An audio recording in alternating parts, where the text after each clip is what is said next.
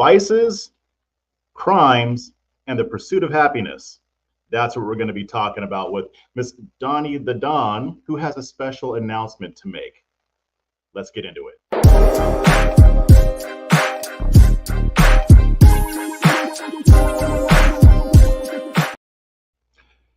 Hello, and welcome everybody to a live episode of A Fresh Perspective with Jeff Charles, with your favorite political commentator, me, Jeff Charles. And I've got a really good, quick interview with you with my favorite person in the whole wide world. But before we get into everything, you know what to do. You got to like this, share this, hit that retweet button, hit that share button. And also, you got to subscribe, hit that subscription button, hit that notification bell. That way, you'll be notified whenever I upload a new video right here.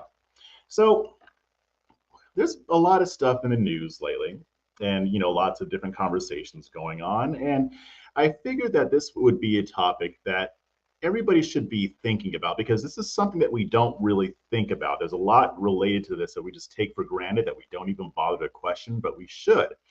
And there's no better person for me to have on my show than my boo, Miss Doni the Don. Welcome to the program. Jeff? Thanks for having me. Yeah, it's been a long time since I had you on. It has been a long time. Maybe a year.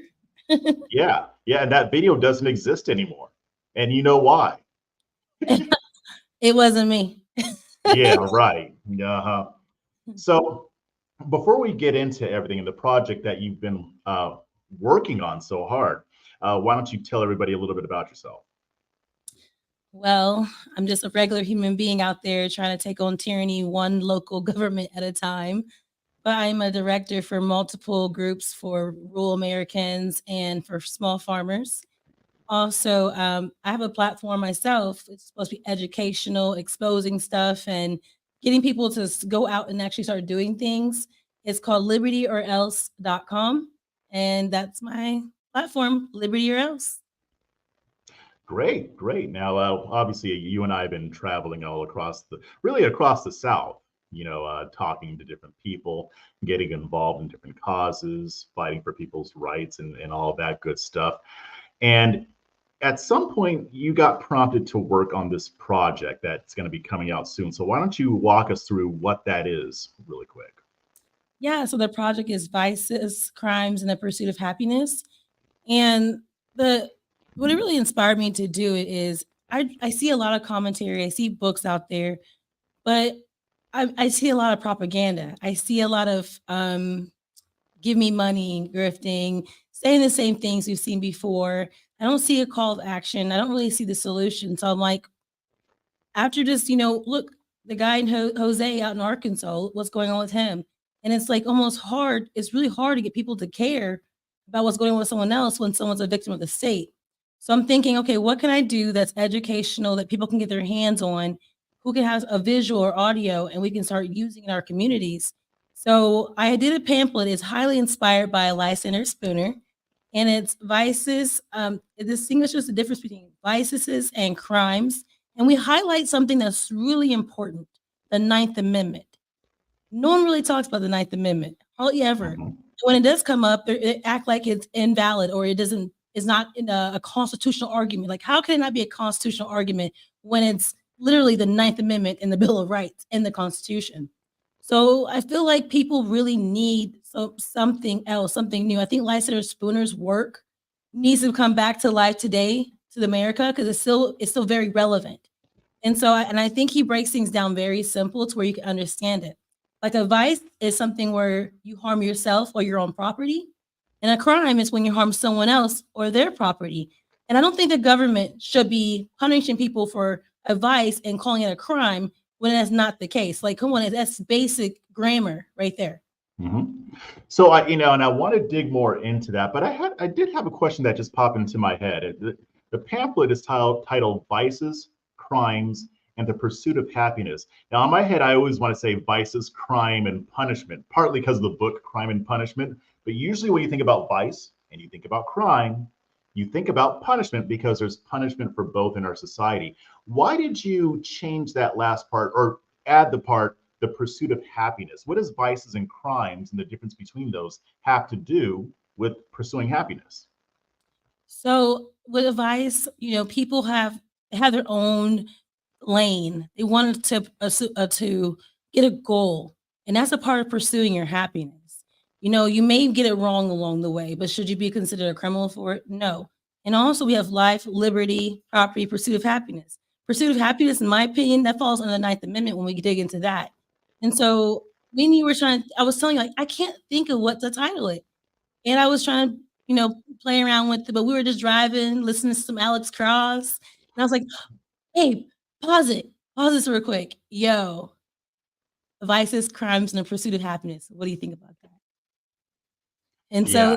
that's actually how it came up. You were with me. And actually, you were with me when I came up with my brand too on the phone when I said liberty or else. Hmm. It's crazy how these things happen. Yeah, I was there for all of it. I can tell everybody I was there when it happened. So, when we talk about vices, like you said, a vice is something that harms you or your own property. Give, give us some examples just to make that more clear to people. What are some examples of vices that people might Gambling is one. I think that's a very strong example. I bring that up in the pamphlet itself, actually, and how it plays back in 1794.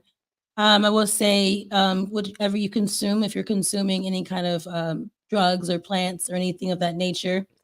Also if, you know what, adultery have? Mm. actually used to be considered a crime. Now it's like, okay, there's actually no punishment basically, unless you go to court and you owe a woman or a man a whole bunch of money for cheating. Um, Another one, prohibition during that era. All these things where it says, okay, this is not good for you. Smoking not good for you. But should you have to pay a sin tax for that? Should it be considered a crime? Why is it that the government is interfering in our personal lives that much? Do you know what I mean? When it comes Hmm. to our vices.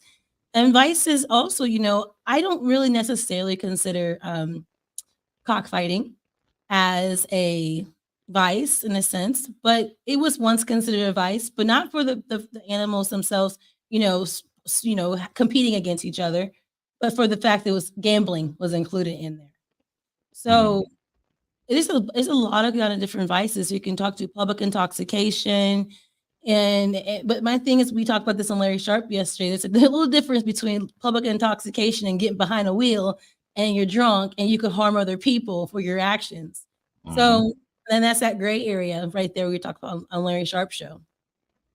So there's a whole history to this that you and I have talked about and that you've kind of brought to my attention. I want to kind of walk through that a little bit. Can you kind of give us an idea as to when this started? Like when and how did the government start using the force of government to regulate vices? Like you mentioned, cockfighting, gambling, or whatever, what have you back then. Excuse me, I had a burp. Can't take me nowhere. No, not really. Okay, sorry, but I can go through that history with you, but I'm gonna tell you it's been going on forever. But let's Yeah. start with American history when America became a country, right? So the the United States Constitution was illegally ratified on September 17th of 1787. Just the Constitution itself, there was no Bill of Rights. The Anti-Federalists fought and fought and fought to get that on there. And let me make this very clear: the Federalists didn't say we don't need a Bill of Rights. The government actually has no authority to do that in the first place. So if you start adding these rights on here, that's going to open up the door for them to start infringing on your right. Mhm. So the conclusion came to, well, okay, if I will have the Bill of Rights, so that we don't miss any rights, we'll create the Ninth Amendment. So basically saying if one of these rights wasn't listed, then it's right here covered. Like just because a right wasn't listed, it is a right. So then we go. So right after the Bill of Rights is added to the Constitution was on December 15th of 1791. 3 years later in Pennsylvania, of all places, their state legislators created an act called Vices and Immorality Act, and it went after people's vices. And I'm like, in Pennsylvania, of all places. So we just had the Bill of Rights added in 1791. And then in 1794, y'all are going after people for their vices and their immorality. My thing is, Jeff, who in this world can sit there and punish someone for their vice? Or, is everyone trying to tell me that they're angels? That they can go, Mhm. that they, if you have your own vices, you be punished for your vices? Why are we being selective here? That is not justice. That is not liberty. And people got to understand the difference. And the thing is, we have people say, hey, in the game file community, they say, well, we're not meth heads and doing all this stuff out there. And I have to say, whoa, whoa, whoa, time out, guys, back up. You don't want to start going down that aisle. What you got to focus on is your individual liberties and freedoms. Just because you don't like something doesn't mean you have to partake in it, but it doesn't mean that you should be able to send a man with a gun and badge and to be kidnapped and for you to be extorted, your money taken from you, for you to be put on a billboard or put on a top 10 list for being wanted for something, and it wasn't an actual crime. Was there a victim that was a human being? No. Did you hurt their property? No. And I'm gonna tell you right now, fraud is a crime. You do harm people with fraud. Put that True. libertarianism out there right there, because there are certain things that may not physically harm you, but other ways you can be harmed. Yeah, fraud is one of them. And fraud is really, it's theft. It's a different form of theft. Like you're not breaking into somebody's house and taking their stuff, but you are taking their stuff through conning them into giving it to you. So that's still a violation of rights. Can you quote me the chapter and verse of where in the Constitution it allows the government to tell somebody that they can't drink alcohol or consume a plant? Yeah, it's in their ass. That's where they pull it out of, definitely. Sure did, yes. So what was also interesting when we're talking about the history of the government regulating vices, this would be later, and I believe this is around like the early 1900s. There was a different motive for regulating vices, keeping people from gambling, keeping people from drinking and doing other types of activities. Why don't you talk a little bit about that as far as creating the perfect type of worker? Oh, man, you pull that one out. I forgot about that part we talked about. I didn't. Okay, yeah, so here's the thing. So the elites, this is actually not in the pamphlet necessarily, but the elites wanted to make sure their workers were productive. So if you're out having a good time and drinking and all these things, then you may call in from work, or you may not have the better production levels that they want and productivity. So yeah, the elites wanted to make sure that you guys were not out there having fun, getting drunk, and then calling in the next day or getting sick and not being able to do a good job. So who does that benefit? The upper echelons. If you're looking at the people who are lobbying, like they lobbied, the ones who lobbied back in 1794 timeframe, they were certain people who wanted to push their views on you because they want an outcome. A lot of this stuff is because they want to control human behavior. They use propaganda, they use talking points, they use the media, they use all kinds of things to scare you into falling for it, to make you hate your neighbor, honestly, to make you think your neighbor is just a scum of the earth. What they do is they vilify a group of people in order to oppress them. Who's the ones who's rich enough to go to lobby to Congress today in the state legislators? Who do they listen to? Those with money. Hmm. So, when we're talking about vices and crimes, and, especially it's in the news now, right? We hear about Hunter Biden. That guy has a lot of vices, a lot Oh of yeah, vices. And and it infuriates me because he's free. I'm not saying I want Hunter Biden to be locked up for his vices, but he's free right now, and there's millions of people who've been taken away from their families for decades. They have their father isn't home or their mother isn't home. They have their criminal background might end them back in jail again. They have a hard time finding somewhere to live, finding a job, getting credit. But yet Hunter Biden is, living the high life. And his father was a big push. His father was one of the reasons why this exists today. And the media is basically like, oh, the right will call it out and like mock it, ha ha ha. But it's really not funny when you actually have human beings behind bars right now, the same thing that Hunter Biden did. yeah, exactly. And I've noticed even it's just how politics is figured into this. I mean, nobody on the right was mad at Rush Limbaugh when he was hooked on drugs and breaking the law to take those drugs. And they didn't have a problem with it, but people on the left did. And it's just very interesting to see what types of vices will get outraged over, depending on who's doing it. But here's my thing: why is it that we just accept this? Because I mean, when I grew up, it was just, yeah, if you get caught smoking crack, you go to jail, and we just accepted that. We just figured that that's the way it should be. Why do you think it is? I mean, that's how we were raised. That's what we were taught in school. You respect authority. They tell you respect the police. They're your heroes. They're here to protect you and save you. They tell you the same thing with the military. You know, they came and they fought for your freedoms overseas so that you can, be free, even though we're not free. um, and then you have your parents. Don't talk back. You just do what you're told, and that's it. That's pretty much how society has, been groomed in a sense. We've been groomed into an authoritarianism society, and I really think it's time that we start giving liberty a chance. I mean, what can possibly really go wrong if we just want to be free? Most people are very peaceful, good people who don't want to bother anyone. They just want to mind their business. And there are the few that are criminals, they're evil out there. And I feel like if the government will stop creating criminals by making vices crimes and doing things of that nature, we actually focused on and took on actual criminals, we will be in a safer society. But like I said, the government has to be able to exist. They have to have a reason why they have to exist. So they'll Mhm. have to have a criminal. They have to make certain people look terrible so they can oppress them. So, what would you say? Because I mean, I get this argument all the time. I'm sure you do too. So, I'm going to throw it at you. What would you say to people who are saying, but we do have a problem with drug addiction? We do have a problem with alcoholism. In a lot of cities, you've got people who are homeless because they're strung out on drugs or wandering through parks. And in some cases, it may not even be safe for them to do so. Shouldn't the government solve that problem, or what should we do about that problem? I mean, because that is an issue, and but most people disagree with people getting strung out on crack. Most people would say that that's not a good thing.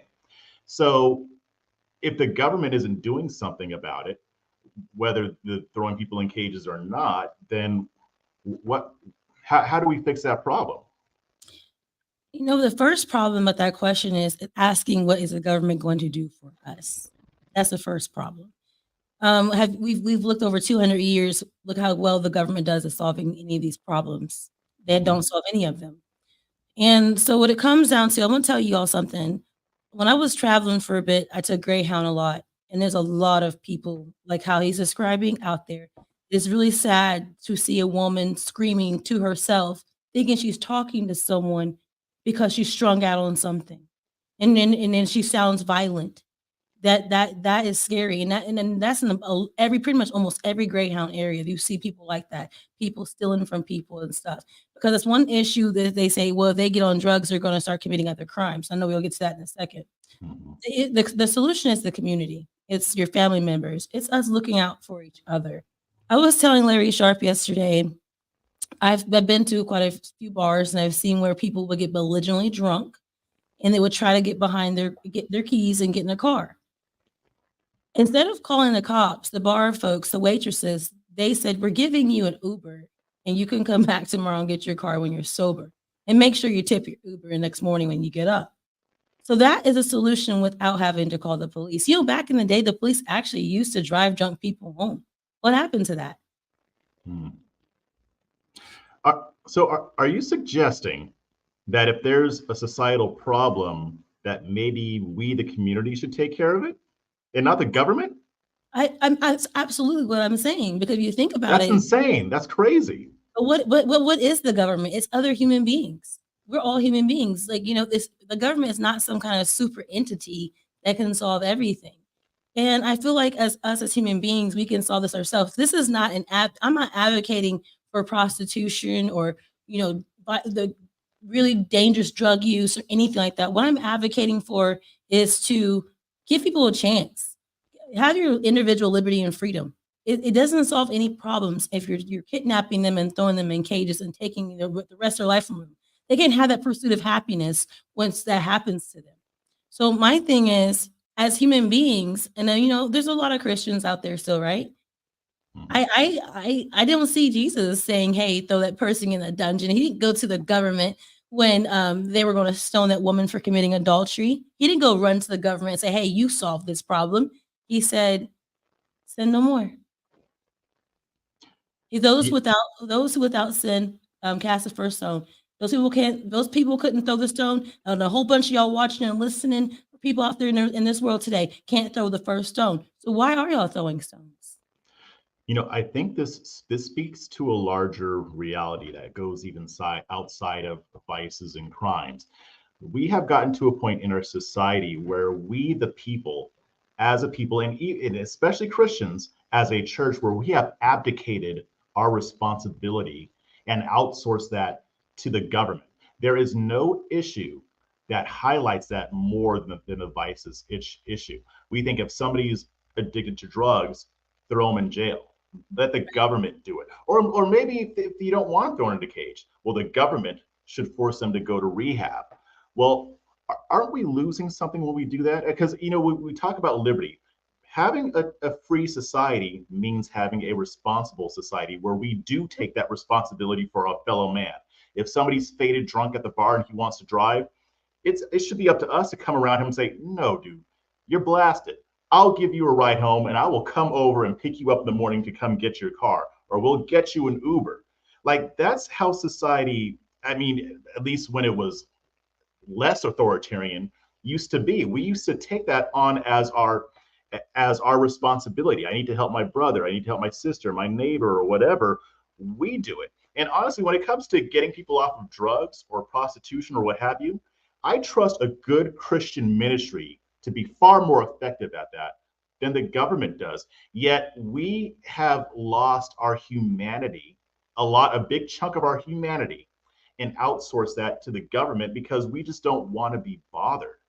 What do you think about that? I mean, that's absolutely true. What is it when you say, "I'm going to pick you up and I'm going to take you out of society, out of sight, out of mind, we forget about you"? Mm-hmm. That's what it is. And who benefits from that? Not the person that got put in the cage, not the family who's lost a family member because they're taken away from them, not society, because if that person, cleans up their act, they can go and start, adding to society in a way, in a sense, how they want to, how they're going to do that. And the other piece is the government is the one who benefits from that. They charge you money. And then if you're out on probation, they have you on an ankle monitor, they'll have you blowing a machine and make sure you're not drinking alcohol. That all costs money. So all the businesses who are making money off the little machines you're wearing or blowing into and whatnot, someone's making money off of that. And And we then the accept it. problem isn't being right, and the problem's still not being solved. Yeah, and we have become so brainwashed that we accept that as normal. It even brings up I mean, you're channeling Spooner right now. I'm going to throw in some Bastiat, and All in right, his let's book, do it. yeah, in his book, The Law, and I'm paraphrasing this, he said the socialist thinks that if you don't want the government to do something, that you don't want it done in the first place, because we are so brainwashed into authoritarianism that we actually think that if we don't want the government to address a problem, then that means that you're okay with that problem existing. That's not necessarily the case. Right. The idea is that we just don't want the government solving the problem. And if I updated that quote, because he uses the word socialist, I would just say the statist, because people on the right and left do this, especially when it comes to vices. People on the right are bad with this. They think authoritarianism is the answer to solving drug addiction, prostitution, gambling, and other types of vices. And when I read that quote for the first time, I became infuriated because I was like, that is our whole society right now. And we don't see how it's killing us. Right. And you know what? Eventually, it'll catch up to people. People think, "Oh, it's not happening to me," or "That's not my vice." Oh, that's fine. But eventually, it could. Because what if they did decide to bring back? What if we get a whole bunch of women in office and they're vindictive and they decide we're going to bring back making adultery a felony? Mm, I mean, you can never say never because it happened before. We've had that was illegal before. It used to be illegal to be able to sleep with or date someone of a different race than you. yep. So like you can't say never because at the end of the day, why this is so important is one, we had to understand ourselves what's the difference between a vice and a crime and what should be done about that. Number two, our government, we need to recognize it so we can keep our government officials in check, knowing that they need to know the difference between advice and crime. And it's for me locally, that's how it's going to be much easier to get this accomplished at the city level, your counties. You look at your sheriffs, you look at your judges, because y'all vote for those people. If you have a judge that says, "Oh yeah, I'm going to punish people for their vices," then don't get them in there. And like I told Larry Sharp yesterday, I said, what we need to start doing is stop taking what's given to us and go and find our judge and sheriffs and our council members, or we be the one that does it ourselves. We need to go and find. We don't need them to hand us candidates anymore because that's a part of everything. They put these people in your face. You think those are your only two options, and that's it. You go and do your work in your community. You clean up your community. You volunteer. You help people. When you see the government is bullying someone, you stand up for those people. And guess what? People are going to start asking you to run for office, or you guys are working together. Y'all figure out who you want to run for your offices. Because eventually, you can have people like us, ourselves, people who are liberty or else, liberty-minded folks, libertarians, anarchists, who are in office, who are actually doing what the government is supposed to be doing, is protecting your life, liberty, property, and your pursuit of happiness from those who want to do it harm. Instead, the government is the one doing all the harm. Exactly. Their role, if there is a governing authority, should be to protect our rights so that we can take care of the problems that we see in society. So I want to bring it back to the pamphlet, though, back to your project. What are some of your overall objectives? I mean, because you're just about to put it out. What would you like to see happen as a result? Like, what are you trying to accomplish with putting this out there? So, real quick, I'm going to put it out there. I want as many people as possible to read it and be educated on it. On October 7th, I'm going to go on callin.com again on that podcast with Shaka the God, and we're going to discuss it in detail as like an audible version of the pamphlet, and there's a written version. I need those to go to www.libertyelse.com, print off the pamphlet for yourself once you understand and read it. And it really helps me a lot if you guys can go and get a whole bunch of prints yourself and start passing it out to people. Go to the colleges, your community college, your four-year, going to some events, hand them out. There will also be flyers and brochures on the website that y'all can print off and hang up, because the whole outcome is to see action. It's called action. The first action is for you to read it, and then you study it and comprehend it. It's only 14 pages long. And then also you can start teaching people in your community about it. Start having like pizza parties or get-togethers. A lot of these little libraries, you can actually go and set up a room for free and then talk to 30, 40 some people at a time and start educating yourself. Start going to your council meetings. Y'all got to get them ordinances, highlighting which ones violate your rights. And so that you guys understand, I'm gonna bet you right now, most of them probably violate your rights. The Ninth Amendment is the OG. You don't understand how important that is. The Ninth Amendment ties all of what we're talking about together. And no one really talks about it. Your community is not educated on the Ninth Amendment when they talk about the first and second. And they still don't comprehend what that means. But you got Christian nationalists talking about we're a Christian country, knowing good and well there's an establishment clause in the First Amendment. Anywho, if you want me to come out, if we can get the funding working out, I will go and do it in your community and help you get the message out and then pass out stuff with you. Also, if you want to do it and you're not really big on public speaking, but you want to talk to people, if you need me to send you a PowerPoint, I can do that. I can help you do that. The whole outcome is we got to start making a lot of changes in our local governments because we need to start being protected. You understand, when you start understanding that, depending on what kind of city you're in, your chief of police is decided by your city manager or your mayor, depending on what kind of government you have in your city. And a lot of times, if it's your city manager, your council, it decides who that city manager is, and they pick your chief of police. So you don't elect your chief of police necessarily, but you elect the people that pick that person unless it's a city manager. Also, your sheriff department, you elect your sheriff department. You can pick someone who will actually push these beliefs and values. Or if that's you who believe the same thing we do, well, why don't you run for sheriff? Unless you're in Texas, because they try to make the rules a lot harder for those who are running for sheriff. But that's another story for another day. The outcome is I really want y'all to start taking action and change. I'm just so tired of seeing people talk about the political theater that's going on and doing nothing about it at all. It's just like I guess we're not hungry enough. I guess our groceries are not expensive enough. I guess our gas prices are not high enough. I guess you haven't had enough family members thrown into a cage and taken from your family for nothing. I guess you haven't seen how the courts treat people. Aren't people supposed to be innocent until proven guilty? Mm.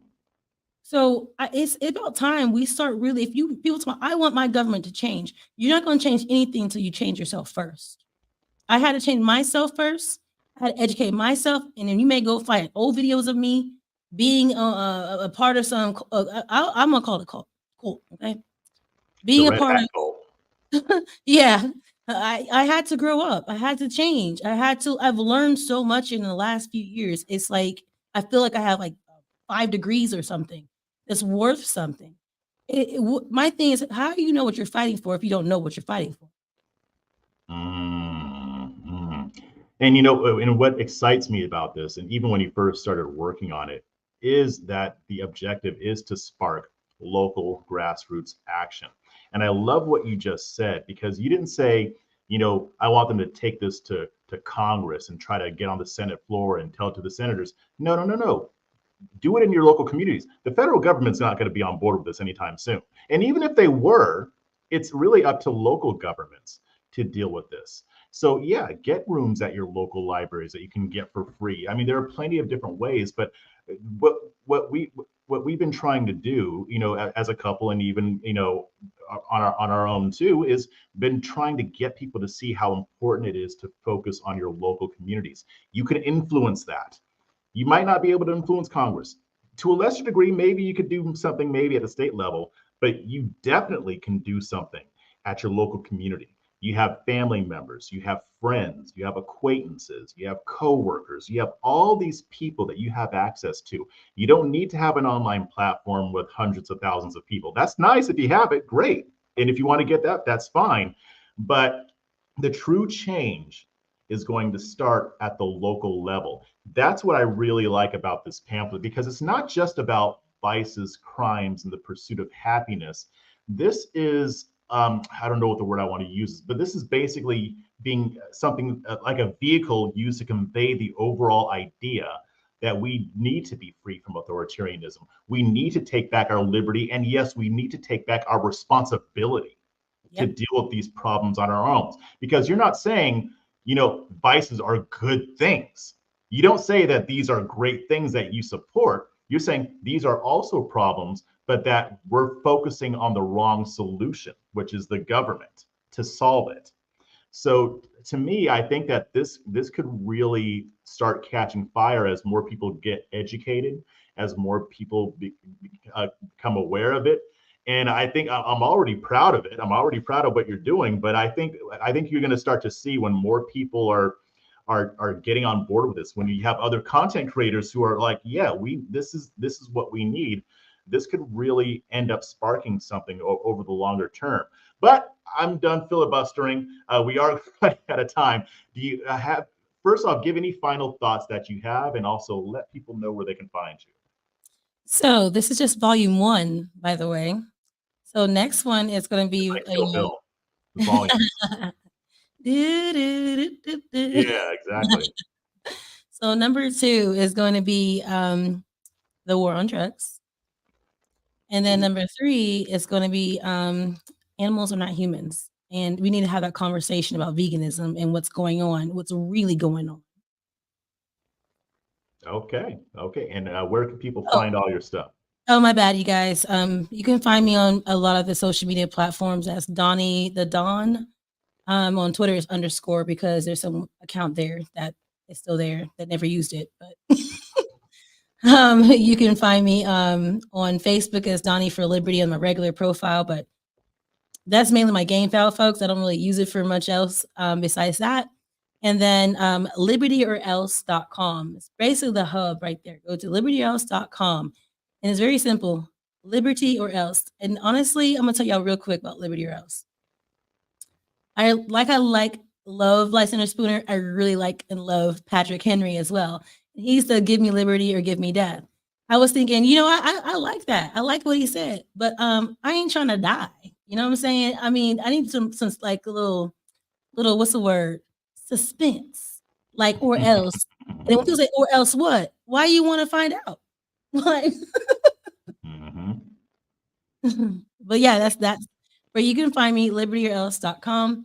If you want me to come and speak in your area, you can go to libertyorelse at proton.me. And if you want me having your show to talk about this stuff to your audience, that's an option as well. All right, awesome. Well, thanks for joining the program. Thank everybody for I thank everybody for watching. And until next time, keep chasing that liberty. Bye.